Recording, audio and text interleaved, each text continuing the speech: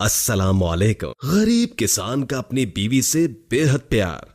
एक गांव में एक गरीब किसान रहता था। उसे गांव की एक खूबसूरत लड़की पसंद आ गई और उसने इस लड़की के वालिद से रिश्ते की बात की। लड़की का ताल्लुक भी चूंकि गरीब खानदान से ही था और किसान अखलाक में अच्छा था, इसलिए लड़की के वालिद इससे शादी के लिए राजी हो गए। कुछ दिनों के बाद दोनों का निकाह सादगी से पढ़वा दिया गया। किसान की बीवी की सारी खूबसूरती उसके लंबे घने स्याह चमकदार बालों से थी। शादी के कुछ वक्त गुजर जाने के बाद किसान की बीवी ने अपने शौहर से कहा कि अगर आप मेरे लिए कंघी खरीद लें, मेरे बाल बहुत लंबे हैं और संवारने के लिए कंघी की जरूरत पड़ती है, और वैसे भी अब मुझे अच्छा नहीं लगता कि बार बार पड़ोसियों से जाकर कंघी मांगू, इसलिए आप खेतों से आते वक्त ही मेरे लिए कंघी लेकर आए ताकि मैं अपने बाल संवार सकूं और किसी के आगे हाथ फैलाने की नौबत ना आए। किसान बीवी की फरमाइश सुनकर बोला, मेरे पास तो पैसे नहीं है कि मैं तुम्हारे वास्ते कंघी खरीद कर लाऊं।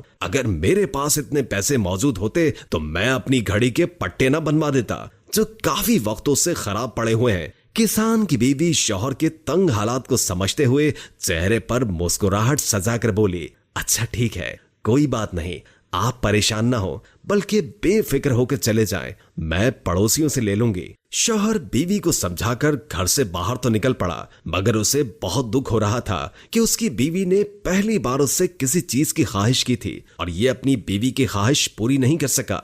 किसान अपनी घड़ी लेकर बाजार गया और घड़ी बेचकर अपनी बीवी के लिए एक कंघी खरीदकर जेब में डाल दिया कि बीवी को दिखाऊंगा तो वो खुश हो जाएगी। अब जब किसान घर को लौटा तो उसने देखा कि उसकी बीवी के लंबे बाल अब काफी छोटे हो चुके हैं। उसने बीवी से कहा कि तुमने ये अपने साथ क्या किया?